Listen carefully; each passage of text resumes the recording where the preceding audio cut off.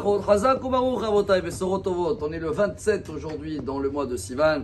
Ça aurait été bien si on aurait passé un Shabbat avec 27 degrés, mais apparemment ils ont annoncé foula plus que 30 degrés.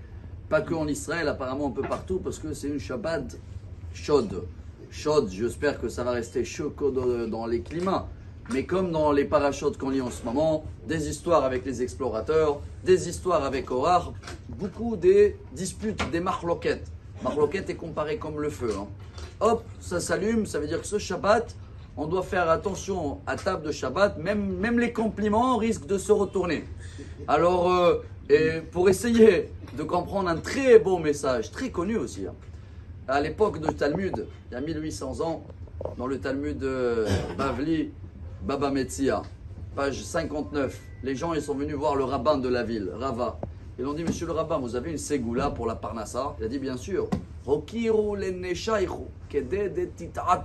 En araméen, traduction, respectez mesdames, respectez monsieur, shalom baït, ségoula la parnassa. Quel rapport avec le shalom baït, la parnassa? Si vous vous rappelez, là on va remonter 5783 ans en arrière, quand Hachem il a dit à Adam, il ne faut pas manger l'arbre, la transmission à Ève n'était pas bien faite. Il a dit ne touche pas. Aïe aïe aïe. Donc déjà, quand Chava elle a mangé, elle a dit moi c'est pas moi, mon mari m'a dit de ne pas toucher, j'ai touché, il n'y a rien eu. Et quand Dieu il est parti à Adam, qu'est-ce qu'il a dit? Pourquoi tu as mangé? S'il aurait dit j'avais faim, l'histoire était classée, mais il a accusé qui Adam? Sa femme. Aïcha, Shernata, il m'a dit.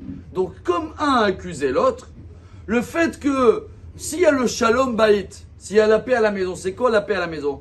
C'est chacun prend sa responsabilité. Il y a une dispute, il y a quelque chose, c'est à moi de s'excuser. C'est à moi de classer l'affaire. Mais si chaque fois, je vais vouloir que c'est l'autre qui va classer l'affaire, alors c'est quoi la suite après la faute de Adam et Ève?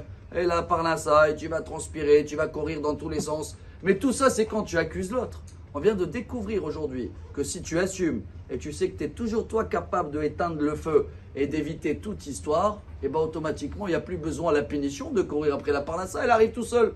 Parce qu'il y a le shalom dans la maison. Donc avant de chercher le shalom dans la famille, avec les amis, dans la communauté ou dans la ville, chacun déjà doit s'entraîner ce Shabbat, de travailler le shalom babaït avec madame, les enfants, les petits-enfants, chacun qui est là, qu'on va essayer de faire, quand je dis des compliments, gentiment, chaque mot qui n'est pas bon, voilà, Korach, n'oubliez pas, c'est important, était érudit, était riche, était sage, il portait l'arche, toutes les qualités du monde. Mais quand on va essayer de comprendre ce Shabbat, il y a tellement des raisons qu'on n'arrive pas à comprendre en fin de compte. Si ça arrivait à lui, bien sûr que ça nous arrive à nous tous.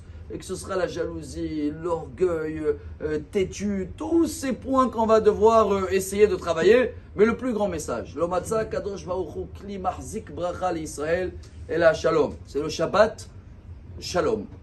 Amar Rabbi Elazar, Amar Rabbi Hanina.